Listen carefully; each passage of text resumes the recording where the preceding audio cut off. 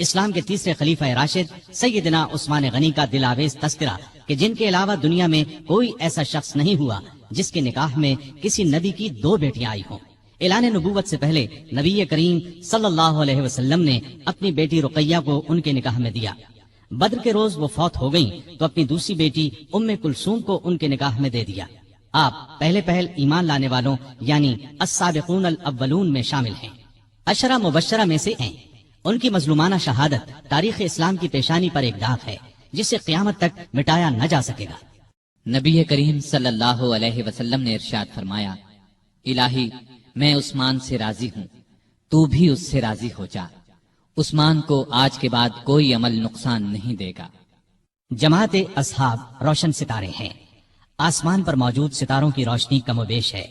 یہی مثال صحابہ کرام رضی اللہ عنہم کی ہے، لیکن ہیں سبھی روشن۔ ان میں سب سے نمایاں، سب سے روشن اور سب سے تابناک بہرحال پہلے 4 صحابہ رضی اللہ عنہم ہی ہیں۔ یہی پہلے 4 اصحاب خلفائے راشدین ہیں۔ عشرہ مبشرہ میں بھی سب سے پہلے انہی کا نام ہے۔ اسلام کا دامن شہادتوں سے مالا مال ہے۔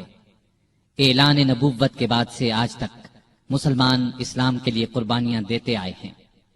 خود نبی پاک صلی اللہ علیہ وسلم کے دور میں بہت سے صحابہ شہادت سے سرفراز ہوئے۔ آج واقعہ کربلا کو شہادت کا سب سے بڑا واقعہ خیال کیا جاتا ہے۔ ایسا خیال کرنے والے سیدنا عثمان غنی رضی اللہ عنہ کی شہادت کے واقعے کو نظر انداز کر دیتے ہیں۔ سیدنا عثمان غنی رضی اللہ عنہ کی شہادت حد درجے مظلومانہ شہادت ہے۔ 40 دن تک فسادیوں نے ان کے گھر کو گھیرے رکھا۔ یہ سانحہ اس شخص کے ساتھ پیش آیا جسے نبی صلی اللہ علیہ وسلم نے دنیا میں جنتی ہونے کی بشارت سے نوازا۔ یکے بعد دیگرے اپنی 2 بیٹیاں ان کے نکاح میں دیں۔ اس کے علاوہ بھی جن کے فضائل بے شمار ہیں، وہ مسلمانوں کے تیسرے خلیفہ راشد تھے۔ اسلام کے لیے ان کی قربانیوں کی ایک طویل فہرست ہے، لیکن افسوس جب ہم تاریخ کے اوراق الٹتے ہیں تو ان کے صفحات پر اس جیسی ہستی کا بھی خون پھیلا نظر آتا ہے۔ سیدنا عثمان غنی رضی اللہ عنہ ہجری سال شروع ہونے سے 47 سال پہلے 576 عیسوی میں شہر مکہ میں پیدا ہوئے۔ ان کی پیدائش سے 6 سال پہلے ہمارے رسول کریم صلی اللہ علیہ وسلم دنیا میں تشریف لا چکے تھے۔ ماں باپ نے نام عثمان رکھا، اسی نام سے مشہور ہوئے۔ ابو عبداللہ اور ابو عمرو کنیتیں تھیں، لیکن کنیتیں مشہور نہیں ہوئی۔ مشہور لقب ذوالنورین ہے، اس کا مطلب ہے 2 نوروں والا۔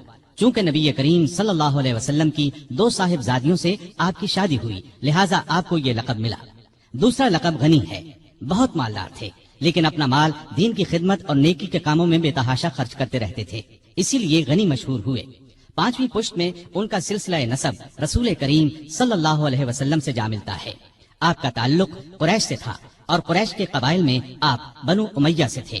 آپ کے پردادا کا نام امیہ تھا۔ نبی کریم صلی اللہ علیہ وسلم کے پردادا کا نام ہاشم تھا۔ امیہ ہاشم کے بھتیجے اور اپنے خاندان کے رئیس تھے، اس لیے یہ خاندان بنو امیہ کے نام سے مشہور ہوا۔ اس خاندان سے تعلق رکھنے والوں کو اموی کہا جاتا ہے۔ قریش کا قومی جھنڈا بنو امیہ کے پاس تھا۔ اسی طرح بنو ہاشم کے ذمے کعبے کی نگرانی کا کام تھا۔ گویا دونوں خاندان مرتبے والے تھے۔ عثمان غنی کے والد عفان نے اسلام کا زمانہ نہیں پایا۔ رسول اکرم صلی اللہ علیہ وسلم نے جس زمانے میں نبوت کا اعلان فرمایا، عفان اس سے پہلے ہی فوت ہو چکے تھے۔ والدہ کا نام اروا تھا۔ بی بی اروا کی والدہ کا نام ام حکیم بیضا تھا۔ یہ رسول کریم صلی اللہ علیہ وسلم کی پھوپھی یعنی آپ کے والد جناب عبداللہ کی سگی بہن تھی۔ اس طرح بی بی اروا آپ کی پھوپھی زاد بہن تھی اور عثمان آپ کے بھانجے تھے۔ آپ کے بچپن کے حالات تاریخ کی کتب میں بہت کم ملتے ہیں۔ اتنا ذکر ضرور ملتا ہے کہ گھر والوں نے عثمان رضی اللہ عنہ کو لکھنا پڑھنا سکھایا، اچھے آدمیوں کی طرح رہنے کی تربیت دی۔ بڑے ہوئے تو غلے کی تجارت شروع کر دی۔ بہت ایماندار تاجر تھے، کاروبار خوب چمکا، بہت دولت مند ہو گئے، لیکن انہوں نے اپنی دولت کو فضول کاموں میں خرچ نہ کیا، نیکی کے کاموں میں خرچ کرنے لگے۔ اس زمانے میں شراب پینے کا رواج تھا، بہت کم لوگ اس بری عادت سے بچے ہوئے تھے، لیکن عثمان نے کبھی شراب کو ہاتھ تک نہ لگایا۔ یہی وجہ تھی کہ قریش کے لوگ ان کی بہت عزت کرتے تھے۔ عثمان غنی رضی اللہ عنہ 34 سال کے تھے کہ رسول پاک صلی اللہ علیہ وسلم نے اپنے نبی ہونے کا اعلان فرمایا۔ ابو بکر رضی اللہ عنہ نے ان کے سامنے بھی اسلام کی خوبیاں بیان کی اور ان کے درمیان دوستی بھی تھی۔ چنانچہ اسلام کی خوبیاں سن کر ان پر فوری اثر ہوا۔ نبی صلی اللہ علیہ وسلم کی خدمت میں حاضر ہونے اور اسلام قبول کرنے پر آمادہ ہو گئے۔ ایسے میں آپ صلی اللہ علیہ وسلم خود وہاں تشریف لے آئے اور آتے ہی فرمایا، اے عثمان، اللہ کی جنت قبول کر، مجھے اللہ نے تیری اور تمام خلقت کی ہدایت کے لیے بھیجا ہے۔ یہ سنتے ہی سیدنا عثمان غنی نے فوراً کلمہ پڑھ لیا، اپنا ہاتھ رسول اللہ صلی اللہ علیہ وسلم کے ہاتھ میں دے دیا۔ یہ نبوت کا پہلا سال تھا۔ اس وقت تک صرف گنتی کے چند نیک لوگوں ہی نے اسلام قبول کیا تھا۔ ان نیک لوگوں میں عثمان غنی رضی اللہ عنہ کی خالہ سودا رضی اللہ عنہا بھی تھیں۔ عثمان اسلام لانے سے پہلے ایک دن ان کے ہاں گئے تو انہوں نے کہا، بھانجے، بے شک محمد صلی اللہ علیہ وسلم اللہ کے سچے رسول ہیں، ان پر قرآن نازل ہوا ہے اور وہ اللہ کی طرف بلاتے ہیں، ان کا دین قبول کرنے میں ہی بہتری ہے۔ خالہ کی باتوں کا بھی عثمان پر بہت اثر ہوا۔ اس کے بعد ابو بکر سے ان کی ملاقات ہوئی تو انہوں نے خالہ کی باتوں کا ذکر کیا۔ اس پر سیدنا ابو بکر صدیق رضی اللہ عنہ نے فوراً فرمایا، اللہ کی قسم، جو کچھ تمہاری خالہ نے کہا ہے وہ بالکل سچ ہے۔ پھر انہوں نے خود بھی اسلام کی خوبیوں کا ذکر کیا۔ عثمان غنی رضی اللہ عنہ کا دل بالکل موم ہو گیا۔ پھر جو ہی نبی صلی اللہ علیہ وسلم وہاں تشریف لائے، عثمان غنی رضی اللہ عنہ نے کلمہ پڑھ لیا۔ جناب ذوالنورین میں اس قدر خوبیاں تھیں کہ ان کے اسلام قبول کرنے کے کچھ ہی عرصے بعد رسول کریم صلی اللہ علیہ وسلم نے اپنی منجلی بیٹی رقیہ رضی اللہ عنہا کی شادی ان سے کر دی۔ اس طرح عثمان رضی اللہ عنہ رسول کریم صلی اللہ علیہ وسلم کے داماد بنے۔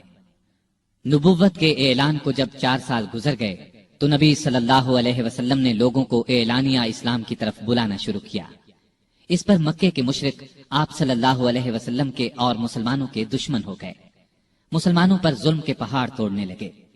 عثمان غنی کے کافر چچا حکم بن ابی العاص کو ان کے اسلام لانے کے بارے میں معلوم ہوا تو آگ بگولا ہو گیا۔ عثمان غنی کو رسیوں سے جکڑ کر مارنے پیٹنے لگا اور ان سے کہتا کہ یہ نیا مذہب چھوڑ دو۔ سیدنا عثمان غنی رضی اللہ عنہ یہ مار پیٹ صبر اور حوصلے سے برداشت کرتے رہے۔ جواب میں یہی فرماتے، جو چاہو کر لو، اسلام کو تو اب نہیں چھوڑوں گا۔ آخر حکم تھک گیا، انہیں ان کے حال پر چھوڑ دیا۔ دوسرے کافر بھی آپ کو ستاتے رہے۔ جب کافروں کا ظلم حد سے بڑھا تو نبوت کے 5ویں سال نبی صلی اللہ علیہ وسلم نے مسلمانوں سے فرمایا، تم لوگ یہاں سے نکل کر حبشہ چلے جاؤ، وہاں کا بادشاہ اچھا آدمی ہے، کسی پر ظلم نہیں ہونے دیتا۔ جب تک اللہ تعالیٰ تمہاری اس مصیبت کو دور نہیں کر دیتا اس وقت تک تم لوگ وہیں ٹھہرو۔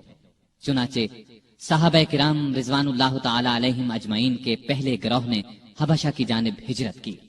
اس گروہ میں 12 مرد اور 4 عورتیں تھیں۔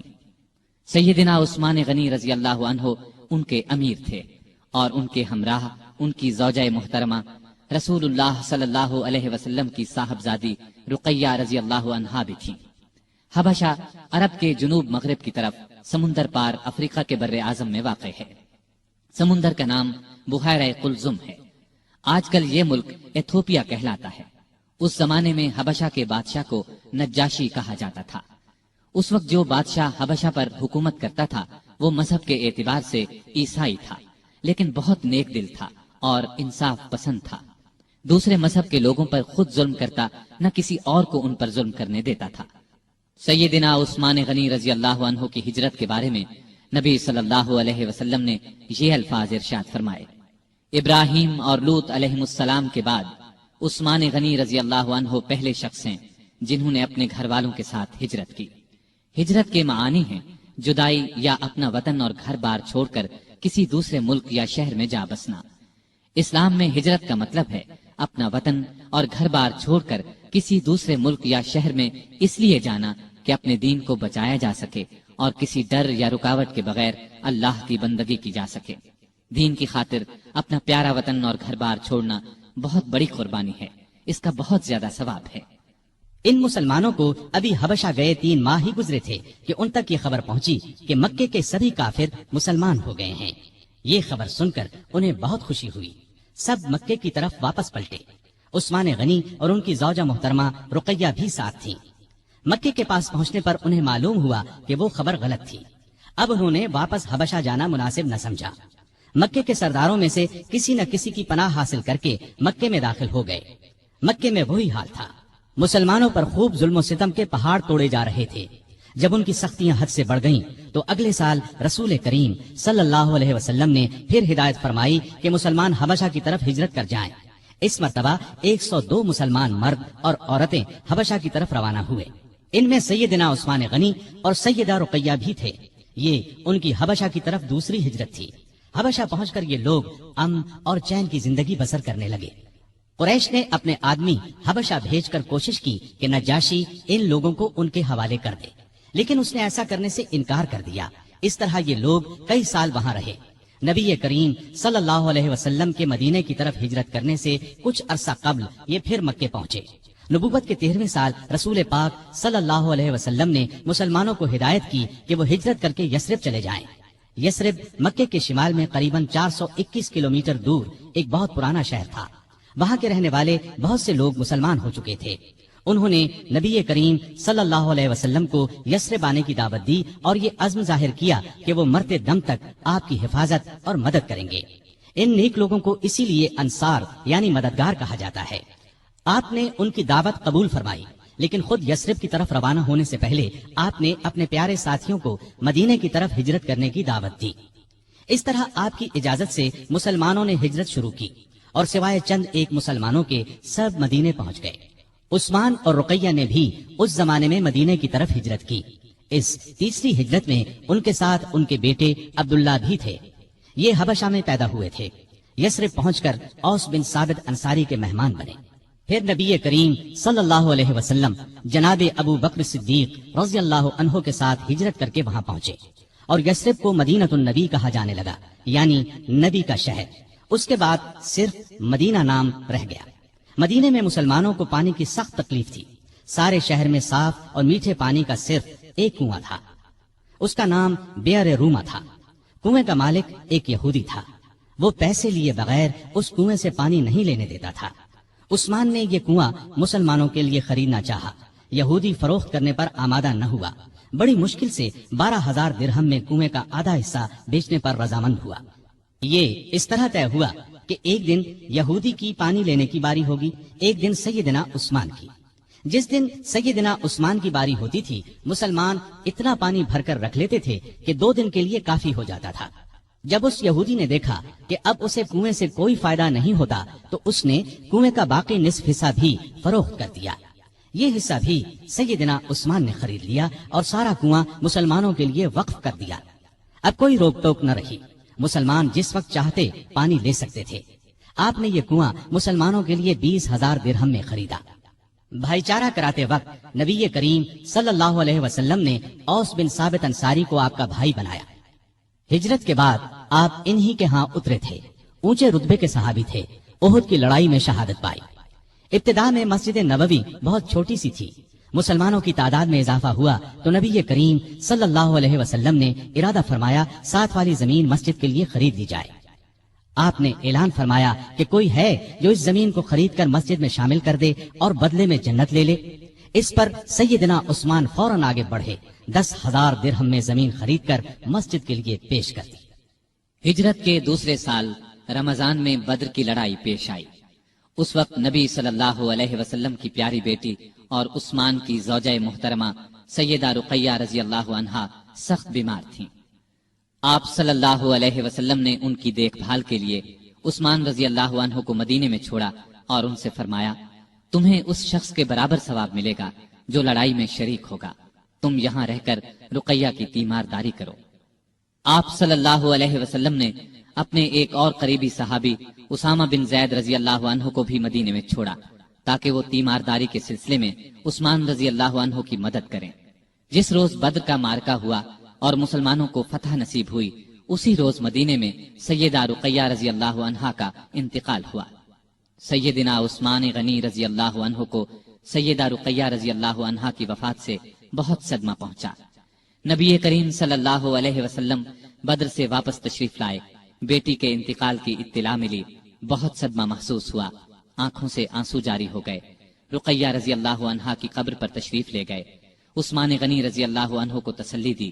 माले गनीमत में से एक मुजाहिद के बराबर उन्हें हिस्सा दिया और फरमाया, तुम्हारा सवाब भी किसी दूसरे से कम नहीं है। सैयदा रुकैया रजी अल्लाह अन्हा की वफात के बाद सैयदना उस्मान गनी रजी अल्लाह अन्हु बहुत गमगीन रहने लगे।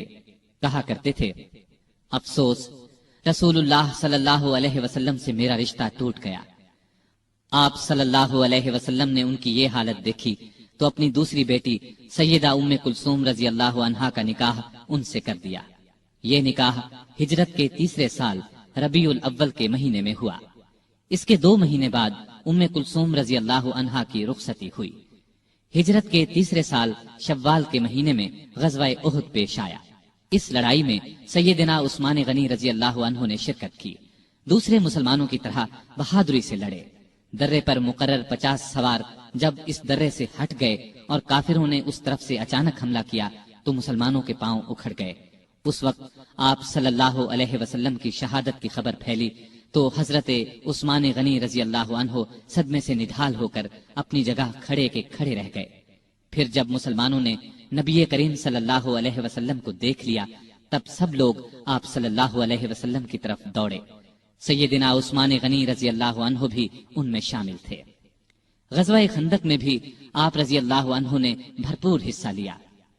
फिर खंदक की हिफाजत के लिए जिन सहाबा को मामूर किया गया उनमें सैयदना उस्मान गनी रजी अल्लाह अन्हु भी शामिल थे। मुसलमानों को काबे से बहुत मोहब्बत थी। जब से हिजरत करके आए थे काबे की जियारत नहीं कर सके थे। हिजरत के 6ठे साल ज़ीक़ात के महीने में रसूलुल्लाह सल्लल्लाहु अलैहि वसल्लम 1400 सहाबा को साथ लेकर मक्के की तरफ रवाना हुए। इनमें सैयदना उस्मान भी शामिल थे। आपका इरादा उम्रा करने का था।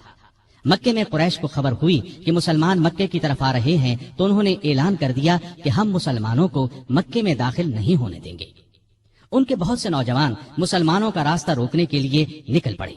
रसूलुल्लाह सल्लल्लाहु अलैहि वसल्लम को ये इत्तला मिली तो आपने रास्ता बदल लिया और मक्के से चंद मील दूर हुदैबिया के मकाम पर पहुंच गए और यहीं पड़ाव डाल दिया।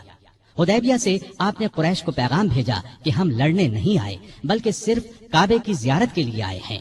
उम्रा के बाद हम वापस मदीने चले जाएंगे। कुरैश ने इस पैगाम के जवाब में ताइफ के एक रईस उर्वा बिन मसूद को बातचीत के लिए भेजा। उस वक्त वो मुसलमान नहीं हुए थे। नबी करीम सल्लल्लाहु अलैहि वसल्लम ने उर्वा बिन मसूद से भी यही कहा कि हम लड़ने की नीयत से नहीं आए, सिर्फ उम्रा करेंगे। उर्वा बिन मसूद ने वापस जाकर कुरैश से कहा, भाइयों, मैं दुनिया के बड़े बड़े बादशाहों कैसर व किस्रा और नज्जाशी के दरबारों में गया हूँ, लेकिन मैंने किसी बादशाह की इतनी इज्जत होते नहीं देखी जितनी मोहम्मद सल्लल्लाहु अलैहि वसल्लम के साथी उनकी करते हैं। अल्लाह की कसम, जब आप थूकते हैं तो आपके साथी अपने हाथ आगे कर देते हैं। थूक उनमें से किसी की हथेली पर पड़ता है, वो उसको अपने चेहरे और बदन पर मल लेता है। जब वो कोई हुक्म देते हैं तो सब उसकी तामील के लिए दौड़ पड़ते हैं।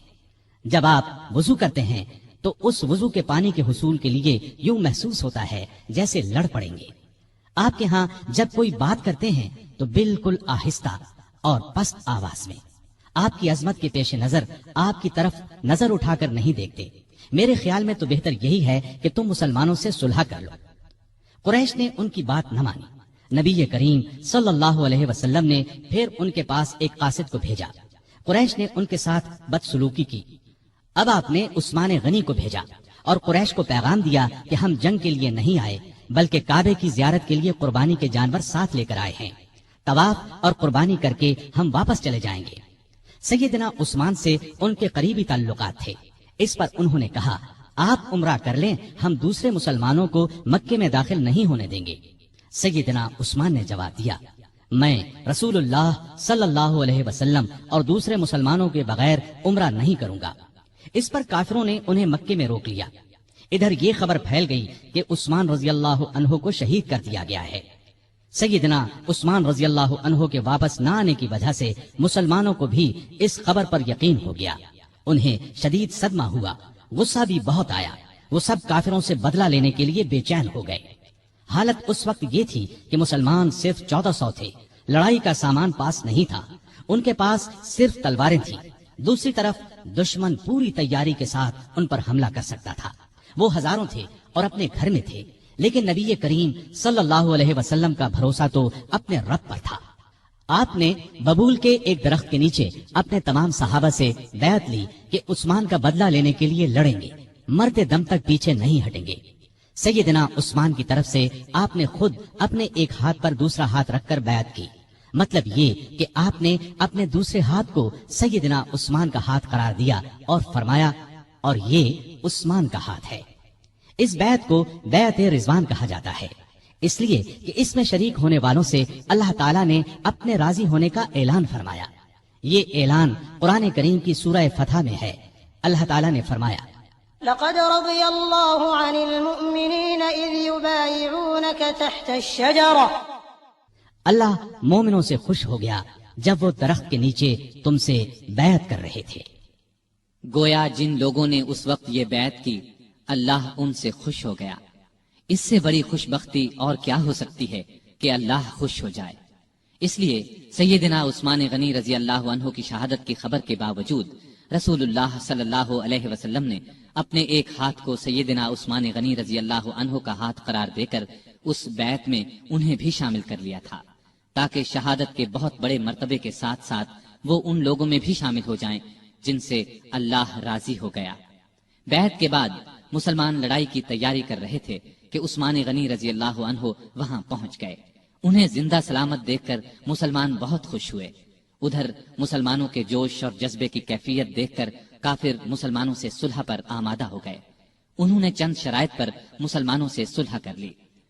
ایک معاہدہ لکھا گیا، اس میں یہ تمام شرائط درج کی گئیں۔ اس معاہدے کا نام صلح حدیبیہ مشہور ہوا اور یہ بیعت رضوان کے نام سے مشہور ہوئی۔ معاہدے کی ایک شرط یہ بھی تھی کہ اس سال مسلمان عمرہ کیے بغیر چلے جائیں۔ اگلے سال ذی قعدہ کے مہینے میں قریش 3 دن کے لیے مکے سے نکل جائیں گے، مسلمان ان دنوں میں عمرہ کر لیں۔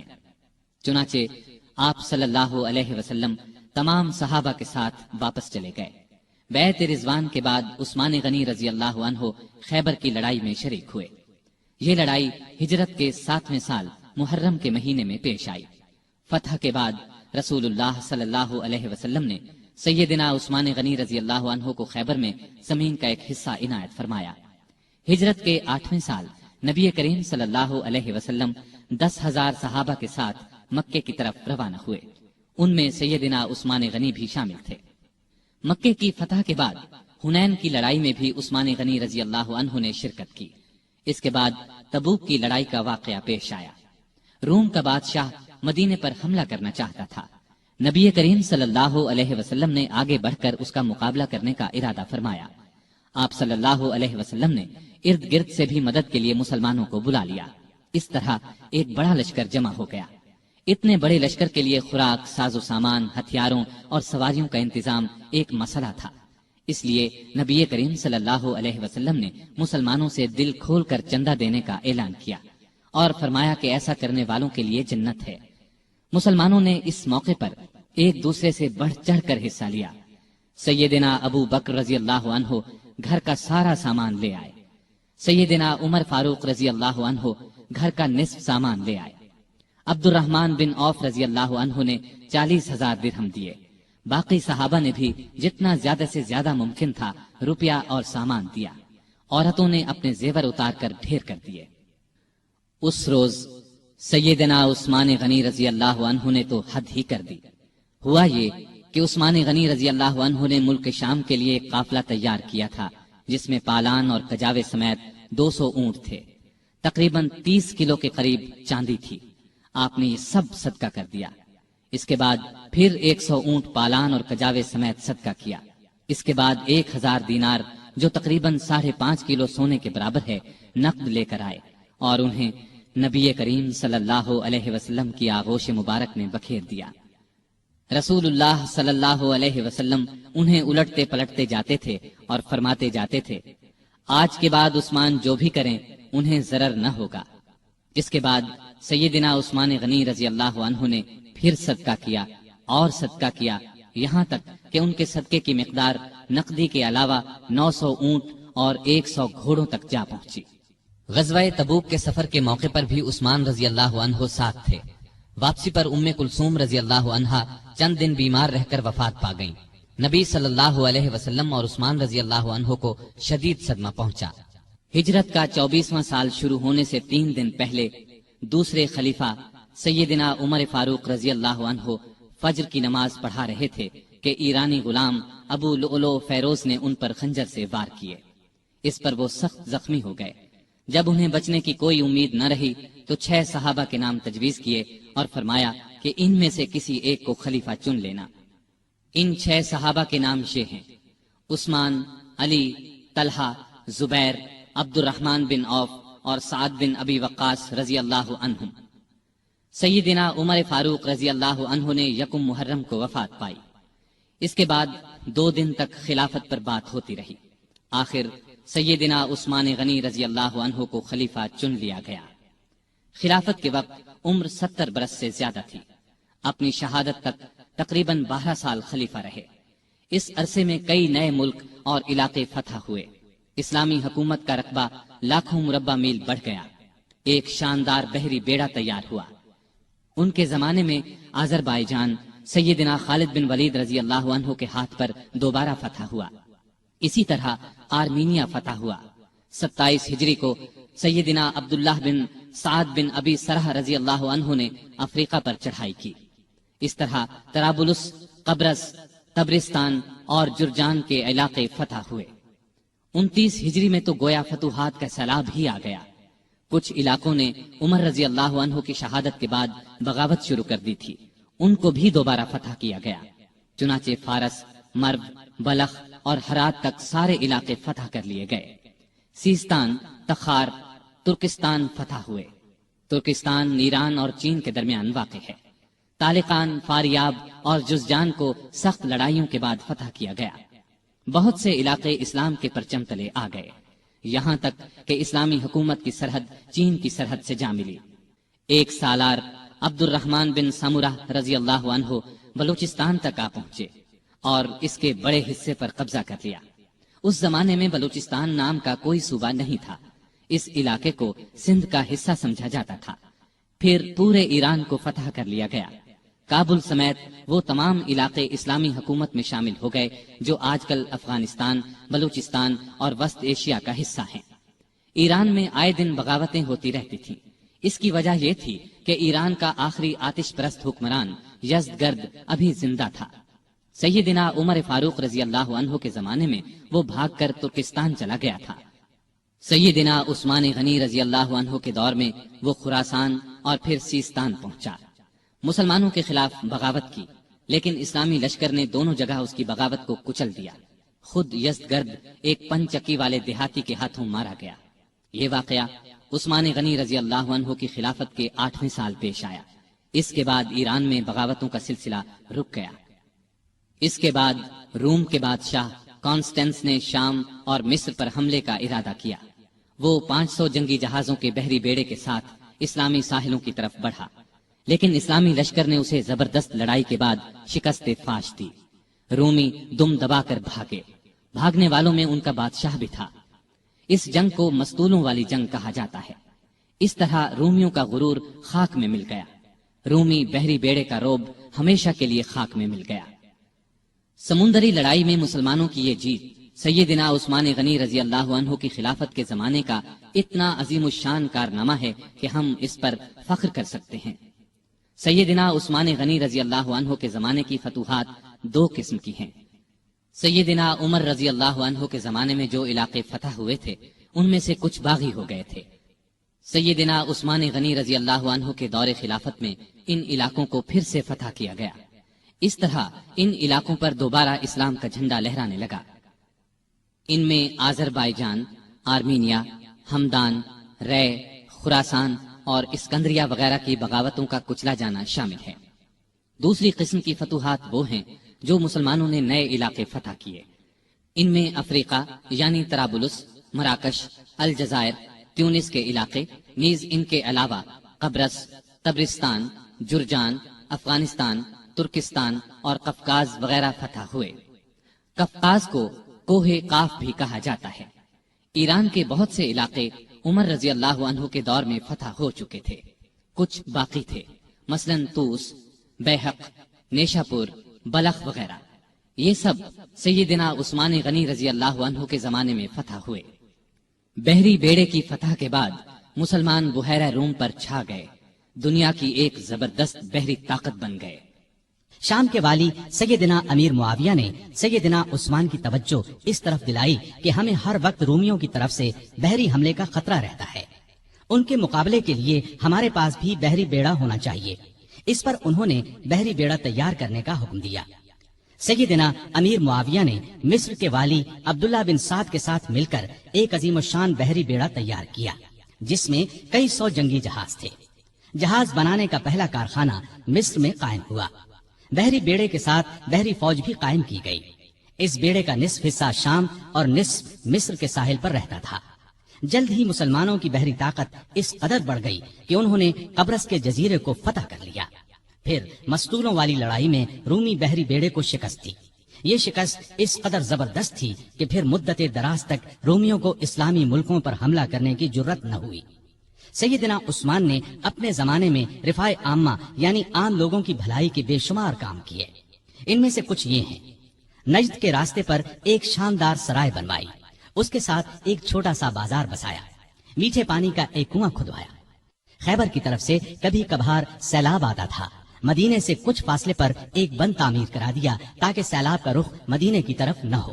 نہریں کھدوا کر بھی اس کا رخ موڑا گیا۔ اس بند کو بند محظور کہا جاتا ہے۔ کوفے میں مسلمانوں کے لیے ایک عظیم الشان مہمان خانہ بنوایا۔ پورے ملک میں اونٹوں اور گھوڑوں کی پرورش کا بہت اچھا انتظام کیا۔ ان کے لیے جگہ جگہ چراگاہیں بنوائی، ان کے قریب چشمے بنوائے۔ بعض چراگاہیں اتنی بڑی تھیں کہ ان میں کئی ہزار اونٹ اور گھوڑے پرورش پاتے تھے۔ ان چراگاہوں کی نگرانی کرنے والوں کے لیے ان کے ساتھ مکان بنوائے۔ مدینے کی طرف آنے والے تمام راستوں کو اچھے طریقے سے بنوایا تاکہ مسافروں کو کوئی تکلیف نہ ہو۔ ان پر جگہ جگہ چوکیاں اور سرائیں بنوائیں، چشموں کے پانی کا انتظام کیا، سڑکیں بنوائیں، ندی نالوں اور دریاؤں پر پل بنوائے، مختلف شہروں میں مساجد تعمیر کروائیں۔ آپ کے زمانے میں مدینے میں ایک بڑا بیت المال تھا۔ اس کے علاوہ ہر صوبے میں ایک بیت المال ہوتا تھا۔ یہ گویا سرکاری خزانے تھے۔ ان سے حقداروں کو حق دیا جاتا، محتاجوں کی مدد کی جاتی۔ بے شمار نئے علاقے فتح ہونے کی وجہ سے ملک کی آمدنی بہت بڑھ گئی تھی۔ چنانچہ جن لوگوں کو بیت المال سے وظیفے ملتے تھے ان میں 100 درہم کا اضافہ کر دیا گیا۔ رمضان میں امہات المومنین یعنی امت کی ماؤں کو 2 درہم روزانہ، جبکہ دوسرے لوگوں کو 1 درہم بیت المال سے دیا جاتا تھا۔ اس کے علاوہ انہیں کھانا بھی دیا جاتا۔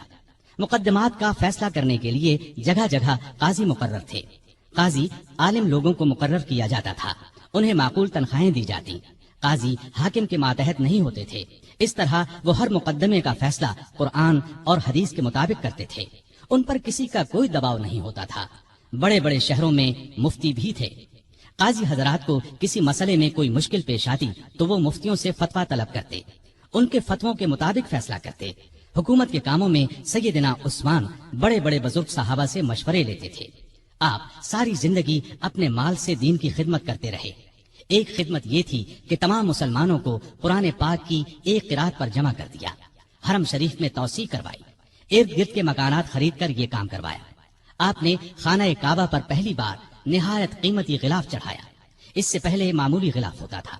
مسجدوں میں خوشبوؤں کی دھونی آپ کے زمانے سے شروع ہوئی۔ صفوں کو سیدھا رکھنے کے لیے آدمی مقرر کیے۔ سیدنا عثمان غنی رضی اللہ عنہ اسلام کی تبلیغ اور اشاعت کا بہت خیال رکھتے تھے۔ دوسرے مذاہب کے لوگوں سے بہت اچھا سلوک کرتے تھے۔ مختصر یہ کہ آپ کے دور میں بہت شاندار کام ہوئے، اسلام نے بہت ترقی کی، لیکن افسوس آپ کی خلافت کے آخری چند سال بہت مشکلات میں گزرے۔ اس کی وجہ وہ فتنے تھے جو اندر ہی اندر پک رہے تھے، سلگ رہے تھے۔ فتنوں کی یہ آگ پھر بھڑک اٹھی۔ سیدنا عثمان غنی رضی اللہ عنہ کے خلاف فتنے برپا کرنے والے وہ لوگ تھے جو اپنے آپ کو مسلمان کہتے تھے، لیکن اصل میں وہ مسلمان نہیں تھے۔ انہوں نے مسلمانوں کا روپ دھار لیا تھا، اور یہ روپ انہوں نے دھارا ہی اس لیے تھا کہ مسلمانوں کی جڑوں کو کھوکھلا کریں، ان کے خلاف سازشیں کریں، فتنے جگائیں، انہیں آپس میں لڑا دیں تاکہ مسلمان کمزور سے کمزور ہوتے چلے جائیں۔ سیدنا عثمان غنی رضی اللہ عنہ کے خلاف سازشوں کا بازار جن لوگوں نے گرم کیا ان کا سردار عبداللہ بن سبا تھا۔ یہ یہودی نسل کا ایک مکار آدمی تھا۔ اس نے پرہیزگاری کا لباس اوڑھ رکھا تھا، لوگ اس کی باتوں میں آتے چلے گئے، بے شمار لوگوں کو اس نے اپنا ہم خیال بنا لیا۔ اس نے سیدنا عثمان غنی رضی اللہ عنہ اور ان کے گورنروں کے خلاف لوگوں کو بھڑکانا شروع کر دیا۔ وہ ان کے ہر کام میں نقص نکالنے لگا، ان پر بے جا الزامات لگانے لگا۔ بہت سے کمزور ایمان والے لوگ اس کے گرد جمع ہو گئے۔ ان میں ایسے لوگ بھی تھے جو نئے نئے مسلمان ہوئے تھے، ان میں ابھی پختگی نہیں آئی تھی۔ کوفہ، بصرہ اور مصر میں اس نے سازشوں کا جال بچھا دیا۔ یہ جال اس قدر مہارت سے بچھایا گیا کہ بعض نیک دل لوگ بھی شک میں پڑ گئے کہ کہیں واقعی تو ایسا نہیں ہے۔ ایسے لوگوں میں بھی بے چینی پھیل گئی۔ پھر بے چینی کی یہ لہر مدینے کے لوگوں تک جا پہنچی۔ عبداللہ بن سبا اور اس کے حامیوں نے فتنے اور سازش کی یہ آگ الزامات کے ذریعے لگائی۔ اس نے الزام لگایا کہ عثمان غنی رضی اللہ عنہ نے اپنے رشتہ داروں کو خوش کرنے کے لیے انہیں بڑے بڑے عہدوں پر مقرر کر رکھا ہے۔ انہوں نے بیت المال سے بڑی بڑی رقمیں ایسے لوگوں کو دیں جو ان کے حقدار نہیں تھے، بلکہ زیادہ تر ان کے رشتہ دار تھے۔ طرابلس کی جنگ سے جو مال غنیمت حاصل ہوا اس کا 5واں حصہ بیت المال کا حق تھا، لیکن انہوں نے مصر کے گورنر عبداللہ بن سعد کو دے دیا۔ جب سیدنا عثمان غنی رضی اللہ عنہ تک یہ باتیں پہنچیں تو انہوں نے بھرے مجمع میں ان الزامات کے یہ جوابات دیے۔ میں نے ان لوگوں کو خوش کرنے کے لیے نہیں بلکہ لائق، بہادر اور بھروسے کے قابل سمجھ کر اونچے عہدوں پر مقرر کیا ہے۔ میں اپنے خاندان والوں سے واقعی محبت کرتا ہوں، لیکن ان کی خاطر ظالم نہیں بن سکتا۔ میں ان کے صرف وہی حق ادا کرتا ہوں جو واجب ہیں۔ ان کو دل کھول کر دیتا ہوں تو بیت المال سے نہیں، اپنے ذاتی مال میں سے دیتا ہوں۔ مسلمانوں کا مال میں اپنے لیے حلال سمجھتا ہوں اور نہ کسی دوسرے کے لیے۔ طرابلس کی لڑائی میں عبداللہ بن سعد اسلامی فوج کے سپہ سالار تھے۔ میں نے ان سے وعدہ کیا تھا کہ اگر آپ لڑائی میں کامیاب ہوئے تو غنیمت کے مال کا 5واں حصہ آپ کو دیا جائے گا۔ فتح کے بعد میں نے اپنے وعدے کے مطابق یہ حصہ انہیں دیا، لیکن جب دوسرے مسلمانوں نے اس بات کو پسند نہ کیا تو میں نے یہ حصہ ان سے لے کر بیت المال میں جمع کرا دیا۔ اب اس میں اعتراض والی بات کون سی رہ گئی؟ اس کے علاوہ ان پر ایک چراہ گاہ کے بارے میں بھی الزام تھا۔ یہ چراہ گاہ مدینے کے قریب بنائی گئی تھی۔ سیدنا عثمان غنی رضی اللہ عنہ نے اس کو حکومت کی ملکیت قرار دیا، عام لوگوں کو اس سے فائدہ اٹھانے سے روک دیا۔ اس الزام کے جواب میں انہوں نے یہ کہا کہ اس چراہ گاہ کو مجھ سے پہلے ہی سرکاری بنا دیا گیا تھا تاکہ سرکاری گھوڑے اور اونٹ وہاں چر سکیں۔ میں نے اس میں عام لوگوں کو مویشی چرانے سے نہیں روکا۔ میرے پاس تو صرف 2 اونٹ ہیں جو میں نے حج کے لیے رکھ چھوڑے ہیں۔ خلافت سے پہلے میں سب سے زیادہ اونٹوں اور بکریوں کا مالک تھا۔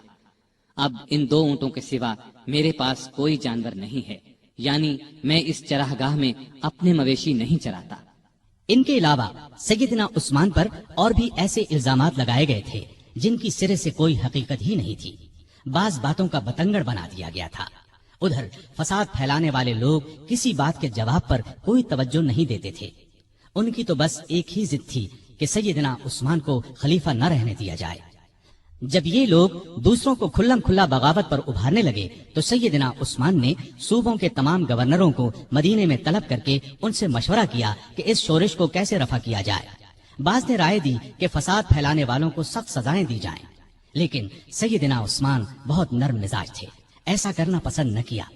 دوسری کسی رائے پر بھی اتفاق نہ ہو سکا۔ سارے گورنر اپنے اپنے علاقوں کی طرف واپس روانہ ہو گئے۔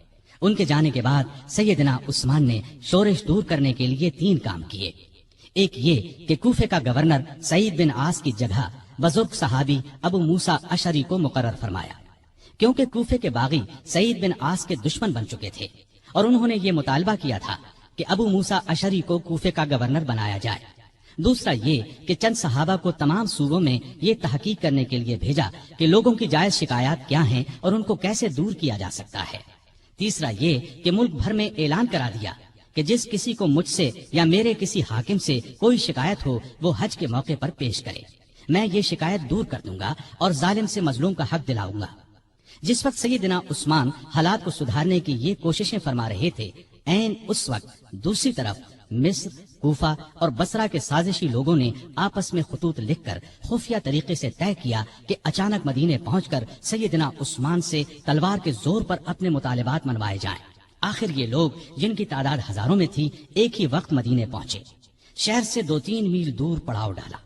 पहले उन लोगों ने मदीने के सबसे बुजुर्ग सहाबा अली, तलहा, जुबैर और साद बिन अबी वक्कास रज़ियल्लाहु अन्हुम को अपने साथ मिलाने की कोशिश की, लेकिन चारों ने उनका साथ देने से इनकार कर दिया। उसके बाद सैयदना अली जनाब उस्मान की तरफ से बागियों के पास गए और उनके एक एक इल्जाम का जवाब देकर उन्हें वापस जाने की तरगीब दी। साथ ही उन्हें यकीन दिलाया कि सैयदना उस्मान तुम्हारे जायज मुतालिबात मानने के लिए तैयार हैं। इस पर सारे बागी वापस जाने पर रजामंद हो गए और अपने अपने इलाके की तरफ रवाना हो गए। इस वाक़े को चंद ही रोज गुजरे थे कि एक दिन मदीने की गलियां घोड़ों की टापों और इंतकाम इंतकाम की आवाजों से गूंज उठी। लोग घबराकर बाहर निकले। उन्होंने देखा कि मिस्री बागियों की जमात फिर वापस आ गई है। सैयदना अली आगे बढ़े और उनसे वापस आने का सबब पूछा तो उन्होंने जवाब दिया कि हम वापस जा रहे थे। रास्ते में एक शख्स को देखा जो मदीने की तरफ से आ रहा था और बड़ी तेजी से मिस्र की तरफ जा रहा था। हमें उसकी चाल ढाल से शुबा गुजरा। रोक कर उसकी तलाशी ली तो उसके पास से एक खत मिला। वो खत मिस्र के गवर्नर के नाम था। खत अमीरुल मोमिनीन उस्मान की तरफ से था। इसमें उन्होंने लिखा था कि जो लोग मदीने से मिस्र वापस आ रहे हैं उन सबको कत्ल कर दिया जाए। खत पर सैयदना उस्मान की मोहर भी लगी थी। इस खत को देखकर हमने समझ लिया कि हमारे साथ धोखा किया जा रहा है। अब हम इस धोखे का इंतकाम लेने के लिए वापस आए हैं। जब ये मामला सैयदना उस्मान गनी रजी अल्लाह अन्हु के सामने रखा गया तो वो बहुत हैरान हुए और कसम खाकर कहा, न मैंने ये खत लिखा न किसी से लिखवाया। इस पर लोगों ने ख्याल जाहिर किया कि ये खत सैयदना उस्मान के मुशीर मरवान बिन हकम ने उनकी इजाजत के बगैर लिखा है। उधर बागी तो फसाद पर तुले हुए थे। उन्होंने कहा, खत चाहे किसी ने लिखा हो, इसके जिम्मेदार खलीफा ही हैं, इसलिए वो खिलाफत से अलग हो जाएं। इसी दौरान में कूफा और बसरा के लोग भी वापस आ गए। उनसे पूछा गया कि तुम लोगों के रास्ते तो अलग अलग हैं, फिर तुम किस तरह रास्ते से पलट आए हो? उन्होंने कोई जवाब न दिया और मिस्रियों में शामिल हो गए। सैयदना उस्मान गनी रजी अल्लाह अन्हु ने बागियों को जवाब दिया, जब तक मुझ में जान है खिलाफत से अलग नहीं होगा। मैं तुम्हारी हर जायज शिकायत को दूर करने के लिए तैयार हूं, लेकिन तुम्हारे कहने से खिलाफत की कमीज को नहीं उतारूंगा, इसलिए कि ये कमीज मुझे अल्लाह ने पहनाई है और मुझे रसूलुल्लाह सल्लल्लाहु अलैहि वसल्लम ने फरमाया था कि अल्लाह ताला तुझे कमीज पहनाएगा, फिर उसे उतारने के लिए लोग आएंगे तो इसे न उतारना। मैं ना तो तलवार के जोर पर खलीफा बना था और न कोई तलवार के जोर पर मुझे खिलाफत से अलग कर सकता है। मैं रसूल सल्लल्लाहु अलैहि वसल्लम की वसीयत के मुताबिक आखिरी दम तक सब्र करूंगा। उनका ये जवाब सुनकर सारे बागी आगे बढ़े और अमीरुल मोमिनीन सैयदना उस्मान गनी के घर को घेरे में ले लिया। बागियों ने उनके घर को कई दिन तक घेरे में रखा। उन दिनों में इन जालिमों ने बहुत घटिया हरकत की। उनके घर में पानी और खुराक तक जाने से रोक दिया। एक रोज उम्मुल मोमिनीन सैयदा उम्मे हबीबा रजी अल्लाह अन्हा ने खाने पीने की कुछ चीजें लेकर सैयदना उस्मान गनी तक जाने की कोशिश की, लेकिन जालिम बागियों ने उनकी बेअदबी की और आगे न जाने दिया। एक रोज सैयदना अली रजी अल्लाह अन्हु ने अपने चंद आदमियों के जरिए पानी की 3 मशकें भिजवाईं। इन आदमियों को बागियों ने रोका, लेकिन वो लड़ भिड़कर और कई जख्म खाकर पानी की मशकें अंदर ले जाने में कामयाब हो गए। 1-2 बार पड़ोस के घरों से भी खुराक और पानी की मदद पहुंची, लेकिन ये इतनी कम होती थी कि बड़ी मुश्किल से 1-2 दिन गुजरते थे।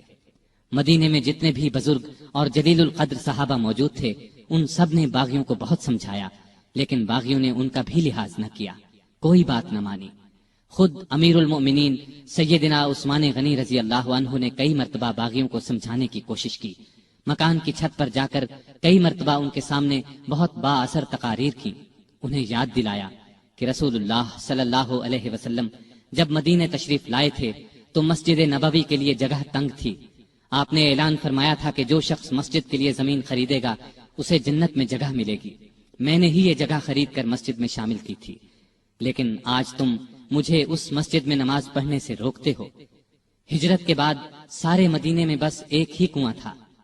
रसूलुल्लाह सल्लल्लाहु अलैहि वसल्लम ने ऐलान फरमाया था कि जो शख्स इस कुएं को खरीद कर मुसलमानों के लिए पानी आम करेगा उसके लिए जन्नत है।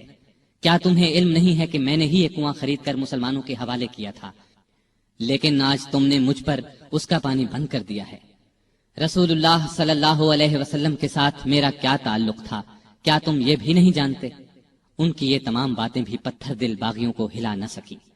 ان ظالموں نے امیر المومنین کے مکان کو آنے والے تمام راستوں پر پہرے بٹھا دیے تاکہ مدینے کے لوگ ان کی مدد کو نہ پہنچ سکیں۔ پھر بھی 700 بہادر مسلمان ہتھیار لگا کر کسی نہ کسی طرح سیدنا عثمان غنی رضی اللہ عنہ کے پاس پہنچ گئے اور امیر المومنین سے کہا، اگر آپ اجازت دیں تو ہم ان باغیوں سے لڑیں۔ اس پر عثمان غنی رضی اللہ عنہ نے فرمایا، میں تم لوگوں کو اللہ کا واسطہ دیتا ہوں کہ کوئی شخص میرے لیے اپنا خون نہ بہائے۔ اس پر چند نوجوانوں کے سوا نہ چاہتے ہوئے بھی باقی لوگ واپس چلے گئے۔ سیدنا عثمان غنی رضی اللہ عنہ نے یہ بھی پسند نہ فرمایا کہ رسول اللہ صلی اللہ علیہ وسلم کے شہر کو چھوڑ کر کسی دوسرے شہر چلے جائیں۔ وہ تمام مصیبتیں صبر اور شکر سے برداشت کرتے رہے، لیکن گوارا نہ کیا کہ لوگ ان کی خاطر ایک دوسرے کا خون بہائیں۔ ادھر مدینے میں یہ ہو رہا تھا، ادھر مکے میں حج ہو رہا تھا۔ اکثر لوگ حج کے لیے گئے ہوئے تھے۔ باغی بھی یہ سوچ رہے تھے کہ حج کے بعد لوگ مدینے کا رخ کریں گے اور موقع ہاتھ سے نکل جائے گا، چنانچہ وہ سیدنا عثمان کے قتل کا مشورہ کرنے لگے۔ سیدنا عثمان کو ان کے ارادے کی خبر ہوئی تو انہوں نے مکان کی چھت پر کھڑے ہو کر باغیوں کے سامنے یہ تقریر کی، لوگو، آخر تم مجھے کس جرم میں قتل کرنا چاہتے ہو؟ اسلام 3 صورتوں کے علاوہ کسی مسلمان کے قتل کرنے کی اجازت نہیں دیتا، یا تو وہ اسلام لانے کے بعد اس سے پھر جائے، یا شادی کے بعد بدکاری کرے، یا کسی کو جان بوجھ کر قتل کرے۔ اللہ کی قسم، میں نے ان تینوں میں سے کوئی گناہ نہیں کیا، پھر تم میرے خون کے پیاسے کیوں ہو؟ باغیوں پر اس تقریر کا بھی کوئی اثر نہ ہوا۔ انہوں نے 18 ذوالحج 35 ہجری کو امیر المومنین کے مکان پر حملہ کر دیا۔ گھر کے بڑے دروازے پر حسن بن علی، عبداللہ بن زبیر، محمد بن طلحہ رضی اللہ عنہم اور کچھ دوسرے نوجوان پہرا دے رہے تھے۔ انہوں نے باغیوں کا زبردست مقابلہ کیا اور زخم کھا کر بھی انہیں اندر داخل نہ ہونے دیا۔ اب 4 باغی ساتھ کے ایک مکان کے ذریعے دیوار پھاند کر اندر داخل ہو گئے۔ اس وقت سیدنا عثمان روزے سے تھے اور قرآن پاک کی تلاوت کر رہے تھے۔ ظالموں نے لوہے کی ایک سلاخ، نیزے اور تلوار سے ان پر وار کیے۔ ان کی زوجہ محترمہ سیدہ نائلہ انہیں بچانے کے لیے آگے بڑھیں تو تلوار کے وار سے ظالموں نے ان کی انگلیاں کاٹ دیں۔ اس طرح ظالموں نے 82 سالہ نہتے امیر المومنین سیدنا عثمان رضی اللہ عنہ کو شہید کر دیا۔ انا للہ و انا الیہ راجعون۔ انہیں شہید کر دیا جنہوں نے اپنے آپ کو بچانے کے لیے ان کا خون بہانا پسند نہیں فرمایا تھا، ورنہ وہ فوج بلا کر ان سب کو قتل کروا سکتے تھے۔ ان کا خون قرآن کے ان الفاظ پر گرا، فَسَيَكْفِيكَهُمُ اللَّهُ۔ وہ جمعے کے دن کا تیسرا پہر تھا۔ ان کی شہادت کی خبر سن کر لوگ سناٹے میں آ گئے۔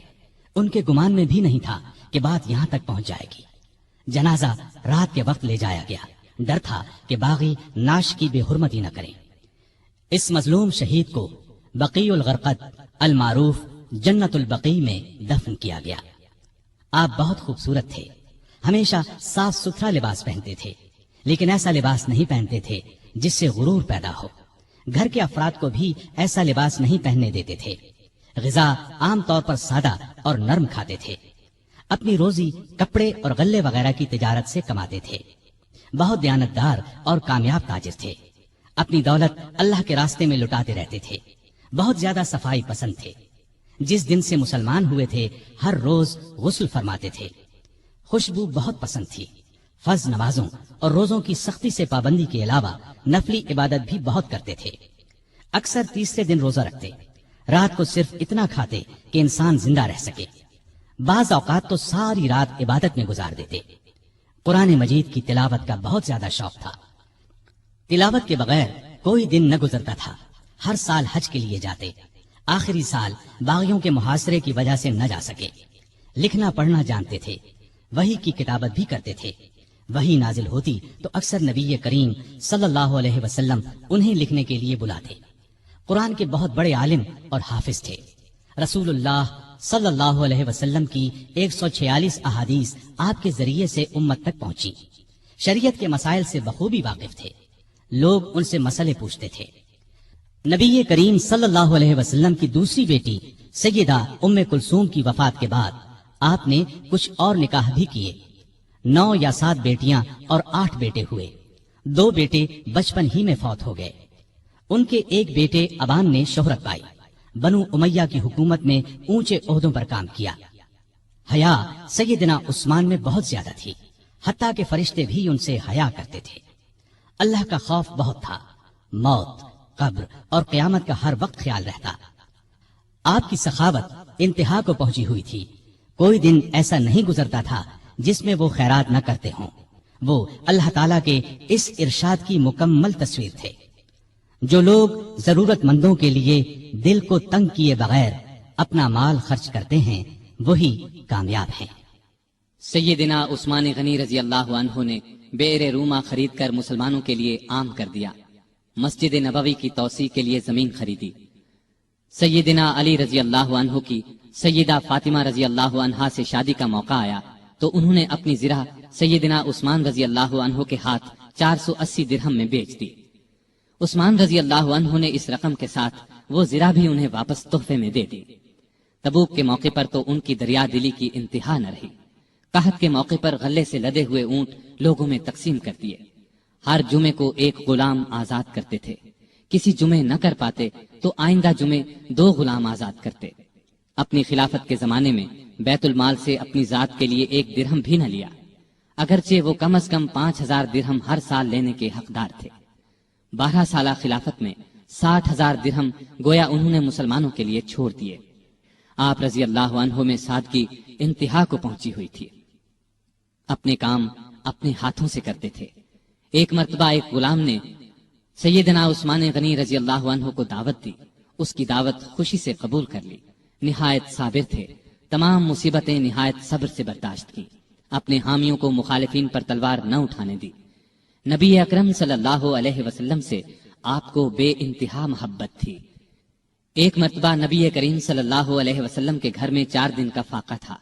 سیدنا عثمان غنی رضی اللہ عنہ کو پتہ چلا تو فوراً بہت سا آٹا، کھجوریں، 1 بکرا اور 300 درہم لے کر حضور صلی اللہ علیہ وسلم کے گھر پہنچے۔ اس وقت آپ صلی اللہ علیہ وسلم گھر میں نہیں تھے۔ انہوں نے یہ چیزیں بی بی عائشہ رضی اللہ عنہا کے حوالے کی۔ تھوڑی دیر بعد کچھ روٹیاں اور بھنا ہوا گوشت بھی دے آئے۔ نبی صلی اللہ علیہ وسلم گھر تشریف لائے تو سیدہ عائشہ صدیقہ رضی اللہ عنہا نے آپ صلی اللہ علیہ وسلم کو بتایا کہ عثمان یہ سامان دے گئے ہیں۔